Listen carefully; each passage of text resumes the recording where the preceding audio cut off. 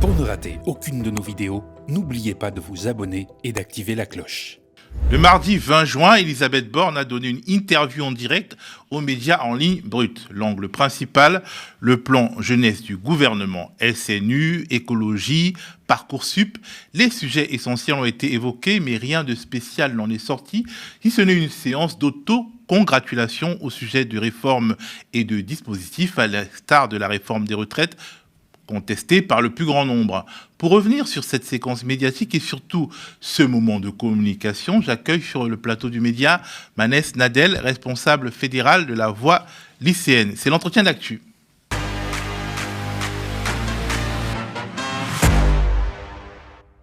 Bonjour Manès. Bonjour.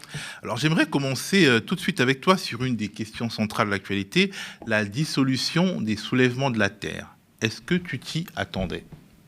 Alors on s'y attendait, oui, parce que la volonté avait été affichée par le gouvernement depuis quelques semaines déjà, et que ça va avec toute l'idéologie du gouvernement, qui est de museler la contestation dès qu'elle s'affiche un peu trop fort ou pas dans les carcans que le gouvernement veut nous donner. Et donc nous, on s'est montré solidaires avec les soulèvements de la Terre. Nous étions présents à la manifestation de soutien hier à Paris, et donc on continuera de se mobiliser pour soutenir cette organisation qui s'est créée et qui a été dissoute de manière abjecte. Et donc on va continuer à soutenir parce que voilà, comme ils l'ont dit et comme on l'a partagé aussi, on dissout pas un soulèvement, et dans la période historique actuelle que nous sommes en train de vivre, dissoudre les soulèvements de la Terre, c'est à la fois un non-sens, mais c'est dangereux, et c'est dangereux pour la démocratie. Est-ce qu'il y a quelque part des craintes pour un jeune militant comme toi ? Est-ce que tu imagines par exemple qu'un jour la Voix lycéenne, au sortir d'un conseil des ministres, pourrait être tout simplement dissoute ? Je sais pas, je fais pas de plan sur l'avenir là-dessus, je l'espère pas. Pour le moment, le gouvernement fait quand même mine de vouloir dialoguer avec nous, même si à la fin, ce qui en ressort, c'est pas un véritable dialogue. Mais dans le fond, oui, je pense que c'est quand même un danger pour les libertés publiques qu'une telle organisation ait été dissoute, alors qu'elle n'est pas responsable des violences qui a eu durant ces manifestations, et que même ces violences-là ont été en grande partie déclenchées par un dispositif policier qui n'était pas du tout approprié. C'était le cas lors de la manifestation sur le méga-bassine, où on l'a vu dans des vidéos, en fait, la police ne savait pas ce qu'elle faisait, et ce qu'elle faisait n'était pas du tout approprié. Et ça a été la même situation sur la mobilisation contre le Lyon-Turin. Donc aujourd'hui, non, les soulèvements de la Terre n'est pas une organisation terroriste. Enfin, il faut aussi dire à quel point le poids des mots a été changé par ce gouvernement pour en faire à peu près n'importe quoi. Donc aujourd'hui, effectivement, ce gouvernement mène une guerre contre la gauche, une guerre contre tous ceux qui s'opposent frontalement à sa politique et à cet ordre social que le gouvernement fait tout pour préserver. Et donc nous, aujourd'hui, on se doit, comme la CGT, comme la grande partie de la gauche aujourd'hui, de soutenir les soulèvements de la Terre face à cette attaque. Alors, au sujet de la thématique écologique et de la thématique jeunesse, Elisabeth Borne a été questionnée par le média brut sur le sujet. On l'écoute. L'autre partie qui nous concerne aussi, c'était sur les déplacements en avion. Là, la personne suggérait une limitation à 2 voyages en avion par an par personne. Comment on va faire pour réguler les déplacements en avion à l'avenir ? Enfin, Est-ce que c'est une piste intéressante, cette idée de 2 voyages par an ? Je ne sais pas si on doit en venir. Enfin, vous voyez, peut-être là où je pense que ce n'est pas la voie que moi je privilégie, c'est que je pense que les gens peuvent aussi être incités à prendre d'autres modes. Par exemple, on augmente les taxes sur les billets d'avion, on essaie de rendre le train plus accessible, on développe le réseau ferré. Au niveau du train, enfin, vous regardez, vous faites vite des comparaisons. Des fois, un billet de train coûte plus cher qu'un billet d'avion. Oui, alors c'est pas complètement surprenant dans le principe, parce que pour faire un train, c'est beaucoup d'infrastructures et ça coûte de l'argent. Mais ça motive pas forcément mais les du gens. coup, non, mais donc du coup, ça renvoie à ce qu'on évoquait tout à l'heure, l'intérêt qu'il peut y avoir à permettre notamment aux jeunes de découvrir le train et d'avoir accès à des billets moins chers. Mais voyez, plutôt que de dire on va vous interdire, enfin, je ne sais pas dans quel monde on a envie de vivre, je ne sais pas si les jeunes ont envie de vivre dans un monde où on a son quota de billets d'avion et quelqu'un qui vous surveille. Je ne suis pas sûr que ce soit formidable comme mode. Une réaction, Manès Nadel ? Tout ce que dit Madame Borne est insensé, mais je voudrais quand même réagir surtout à la dernière partie de ce qu'elle vient de dire, qu'elle vient pas de dire, mais que je viens d'entendre en tout cas, qu'elle n'a pas la volonté qu'on soit dans une société où on est surveillé. Mais Je veux dire, on est déjà surveillé aujourd'hui. Il y a des moyens de répression policière. Il y a, avec les Jeux Olympiques, des moyens qui vont être mis en œuvre qui sont extrêmement choquants. Et c'est pas avec le réchauffement climatique que ça va se déclencher. Donc, Madame Borne, tout ce qu'elle dit aujourd'hui est un non-sens par rapport aux priorités qui sont celles de la jeunesse. Et donc, est-ce qu'on a envie d'être dans un monde où on est bridé sur nos trajets d'avion? Mais je vais vous dire, la majorité des Français, évidemment, qui sont bridés dans leurs trajets d'avion. Enfin, tous les Français prennent pas l'avion 10 fois par an, surtout pas, et même 2 fois, même une fois. Ils sont bridés par leur absence de moyens financiers. Bah oui, mais en fait, ce qu'on voit avec Madame Borne, c'est que plutôt que de demander aux personnes qui ont le pouvoir aujourd'hui de faire des efforts pour qu'on puisse sauvegarder notre planète, elle préfère dire non, on va contraindre, on va leur demander gentiment. Par contre, quand ça va être les gens qui travaillent, les gens qui, eux, n'ont pas les moyens, là, on va passer avec un petit coup avec un petit racloir pour aller leur prendre ce qui leur reste et faire des petites taxes surtout. Mais écoutez, cette stratégie de faire des taxes soi-disant pour la transition écologique, c'est ce qu'ils avaient essayé de faire au moment des Gilets jaunes, on s'en souvient, et on se souvient aussi de ce que ça a donné.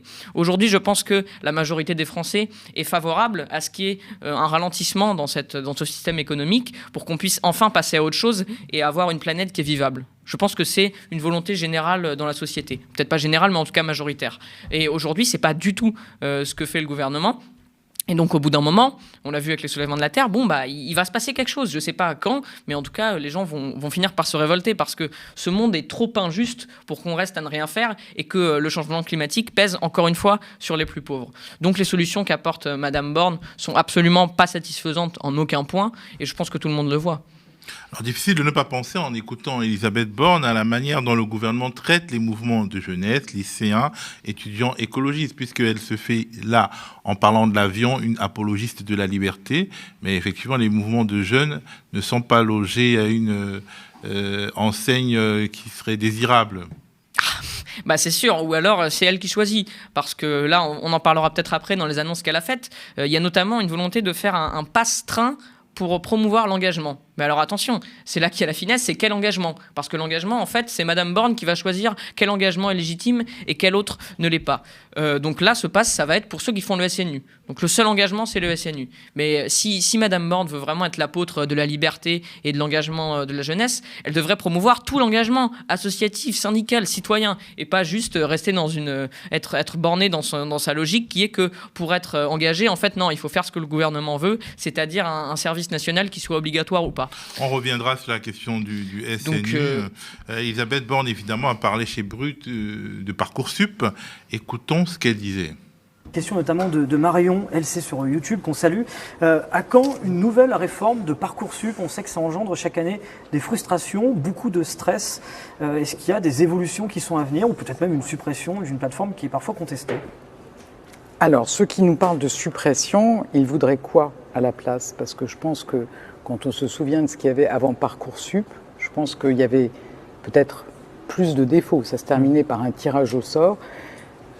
Évidemment, chaque année, on essaye d'améliorer Parcoursup. Ce serait quoi les pistes aujourd'hui, si vous en aviez, d'amélioration, s'il y en a Peut-être. Moi, je note que ça s'est plutôt mieux passé, qu'on a pu répondre à la plupart des étudiants plus tôt, qu'on a complété, qu'on donne davantage de vision sur ce à quoi les formations dans lesquelles on envisage de s'engager, à quel métier elles peuvent mener, quel est le taux d'insertion dans l'emploi. Je pense que mieux éclairer les jeunes au moment où ils font leur choix, ça me paraît quelque chose d'important.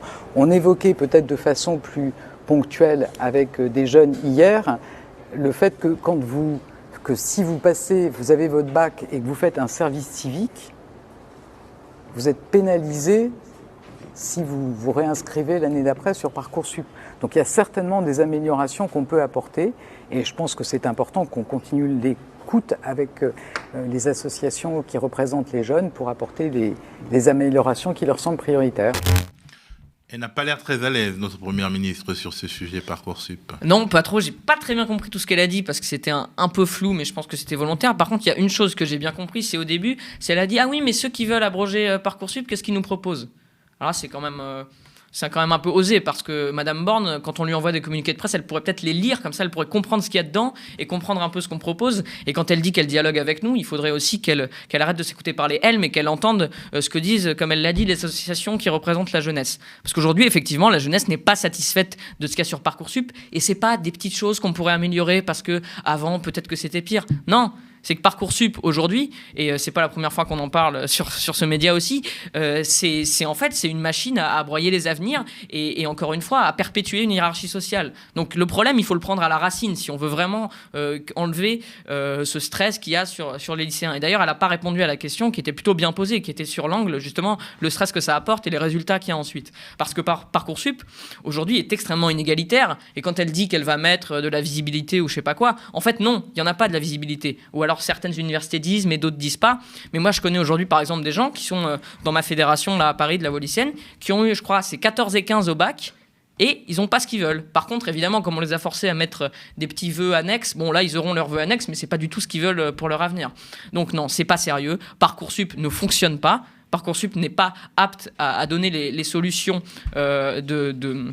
d'orientation aux jeunes, et c'est pas Parcoursup en lui-même, c'est qu'il n'y a pas de place à l'université, et c'est que la logique là-dedans, c'est la compétition à tout prix. Et ben la compétition à tout prix, ça marche pas, et Parcoursup, ça marche pas. On avait déjà évoqué le sujet la dernière fois sur le plateau du média, de Toujours Debout, cette enquête de Politis concernant le SNU, notamment sur ce point selon lequel le gouvernement envisagerait de récompenser sur Parcoursup les lycéens qui acceptent de faire le SNU. Je suis choqué, encore une fois, de voir ce genre de proposition. Hein. C'est comme l'histoire des passes de train, etc.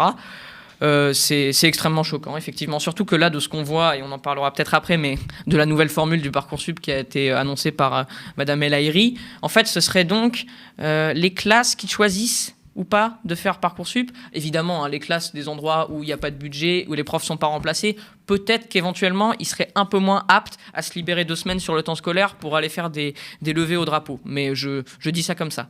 Ensuite, effectivement, c'est extrêmement... donc ça va être, si je comprends bien, les administrations qui vont choisir et les lycéens qui vont subir des choix qu'ils n'ont même pas fait eux-mêmes. Bon, déjà qu'un SNU qui serait choisi par les élèves serait promu sur Parcoursup, c'est choquant. Mais là, quand c'est dans cette formule-là, c'est juste inacceptable. Et je ne comprends pas que Madame Borne ne puisse pas s'en rendre compte. Et après, quand elle nous parle de dialogue, mais vous savez, nous, on a dialogué avec elle la semaine dernière. Bon, bah, elle prend ce qu'on lui dit. Elle dit ouais, j'entends très bien, et ensuite elle nous fait des annonces qui n'ont rien à voir avec ce qu'on a dit, à part des éléments de langage. Donc non, c'est pas satisfaisant, on n'est pas écouté, et la seule chose qu'on nous propose, c'est de faire un service national universel, mais ça va pas régler les problèmes de fond de la société, qui est que la jeunesse aujourd'hui est révoltée, et donc au bout d'un moment, comme j'ai dit, ça va ressortir. En fait, ce que tu désapprouves, c'est ce dont Sarah El Haïry a parlé de l'interview au Figaro. Le SNU serait d'une certaine manière intégré au temps scolaire. Oui, c'est ce que Madame El Haïry a annoncé, donc franchement, je ne sais pas quoi dire. D'annonce en annonce, soi-disant pour améliorer, il dégrade encore plus, quoi. C'est comme pour Parcoursup, elle nous dit que ça s'améliore sur la visibilité, mais non, en fait, on sait encore moins ce qu'il y a. Les élèves savent pas, les parents savent pas, les profs savent pas. Bref, il y a rien qui va. Et donc là, c'est pareil pour Parcoursup. Donc ce serait effectivement intégré au temps scolaire dès la rentrée de... Le SNU, tu veux dire? Oui, pardon. Parcoursup aussi, mais le SNU serait intégré au temps scolaire. Bah non, je trouve ça encore une fois choquant. Et de toute façon, nous, on a des propositions alternatives là-dessus, mais qui ne sont pas écoutées et qui ne sont pas respectées, tout simplement. Alors, le gouvernement a peut-être fait un effort. Il a reculé manifestement sur le SNU obligatoire, mais pas sur le SNU dans l'absolu. On pourrait penser qu'il renonce au fond. Pourquoi la Macronie s'obstine à ce point? Sur le SNU, c'est pas non plus un pilier. C'est une forme de renoncement, effectivement, mais il ne faut pas croire qu'ils ont renoncé parce qu'ils sont trop sympas. Non, ils ont renoncé parce qu'il y a eu au maximum 500 lycées bloqués pendant ce mouvement, et un mouvement qui va ressortir, je pense, à un moment ou un autre. Donc oui, il y a eu un rapport de force qui a été mis sur le gouvernement, et ça nous a permis d'obtenir ça. Mais maintenant, ça ne veut pas dire que le gouvernement fait tout ce qu'il faut, surtout pas. Et donc ce SNU, non, même dans sa forme originelle, c'est-à-dire... le SNU a toujours eu vocation à être obligatoire. C'était dans le programme de Macron. Là-dessus, on ne peut pas lui reprocher de cacher son jeu, même si c'est ce que fait Sarah El Haïry. Mais par contre, le SNU, nous, dès qu'il a été mis en forme, on a tout de suite dit que ça convenait pas, parce que promouvoir l'engagement peut-être, mais dans des associations, à la limite permettre aux jeunes de faire des activités, ok, mais si c'est pour avoir encadré par des militaires et pour nous apprendre ce que c'est que la République, je pense que c'est pas nécessaire. Alors, autre sujet, du moins autre proposition évoquée par Elisabeth Borne, le permis de conduire à 17 ans. On écoute. Donc je vous confirme qu'à partir de janvier 2024, on pourra passer le permis de conduire à partir de 17 ans et conduire à partir de 17 ans. C'est une mesure qui, évidemment, ne concerne pas tous les jeunes. Enfin, en tout cas, tous les jeunes de 17 ans. Oui, ça concerne tous les jeunes, mais ça n'intéresse pas forcément un jeune qui habite dans une ville très bien desservie par les transports en commun. Mais par contre, moi j'ai annoncé un plan France Ruralité la semaine dernière. Il y a des territoires dans lesquels le jeune qui doit aller par exemple dans un centre de formation des apprentis, un CFA, quand il a son domicile, le centre de formation des apprentis et l'entreprise où il fait son apprentissage, c'est une véritable galère. Et de permettre de passer plus tôt le permis de conduire, je pense que c'est un vrai plus pour ces jeunes. Alors Manès Nadel, plusieurs commentateurs fustigent le fait que ce permis à 17 ans rendrait les jeunes plus disponibles, entre guillemets, pour les patrons, notamment dans le cadre des contrats d'apprentissage. Est-ce que tu partages cet avis? Est-ce que c'est une avancée, entre guillemets, qui est liée au désir des patrons d'avoir de la main-d'œuvre? Alors, d'une certaine manière, c'est quand même une avancée, parce que nous sommes favorables, effectivement, au permis à 17 ans, puisque ça permettrait quand même de donner un peu plus de liberté aux jeunes lycéens qui sont en zone rurale. Mais ce qu'on voit aujourd'hui, c'est effectivement ça. C'est que cette proposition-là du permis à 17 ans a été déformée pour que finalement, effectivement, elle s'applique à tous dans la règle, mais qu'en fait, le permis, c'est un poids aussi économique, mais il y aura une aide. Pas pour les lycéens de zone rurale défavorisés, non, pour les lycéens pas de zone rurale en apprentissage ou en lycée pro. C'est-à-dire qu'en fait, le but, c'est qu'ils soient insérés sur le marché de l'emploi ou juste qu'on en fasse de la chair à patron, ça dépend du vocabulaire qu'on veut utiliser. Mais en soi, oui, c'est l'objectif maintenant de ce permis à 17 ans, c'est de faire que les jeunes soient encore plus disponibles pour les patrons, pour qu'ils peut-être qu'ils puissent venir un peu plus tôt, repartir un peu plus tard, et comme ça, ils pourront travailler encore plus. Donc c'est effectivement, encore une fois, c'est une avancée qui sert les intérêts de la classe dominante que Madame Borne souhaite défendre visiblement, et pas les intérêts des jeunes. Les jeunes, ils ont besoin de services publics, ils ont besoin de transport gratuit et ils ont besoin aussi d'argent parce qu'aujourd'hui de l'argent il n'y en a plus et donc ça ne permet pas de s'émanciper du tout. Alors si tu pouvais te retrouver face à Elisabeth Borne là au lieu d'être face à moi, quelle revendication pour la jeunesse mettrais-tu en avant? Je lui dirais que déjà, il n'y a pas une seule revendication, il y en a toutes, mais qu'elles s'agrègent entre elles, et que grosso modo, si Madame Borne souhaite vraiment régler les problèmes, comme elle le dit, qu'elle prenne le problème à la racine. Et la racine, c'est qu'aujourd'hui, toutes ces réformes, elles ne sont pas dans l'intérêt de la jeunesse. Elles ne sont pas dans l'intérêt des travailleurs, elles sont dans l'intérêt des patrons. Donc c'est tout. Donc c'est pas une mesure ou une autre qui de toute façon sera déformée par Madame Borne qui servira. C'est une logique de fond. La logique de fond que nous on porte, c'est que l'éducation doit servir à émanciper et que c'est en changeant l'éducation qu'on arrivera in fine à changer le monde. Et c'est pas la revendication de Madame Borne. On n'est pas d'accord là-dessus. On défend pas les mêmes intérêts et donc on continuera jusqu'au bout à se battre contre tout ce qu'elle propose parce que jusqu'ici elle n'a proposé rien qui nous convienne. Merci beaucoup d'être venu sur notre plateau, Manès Nadel. Et merci beaucoup.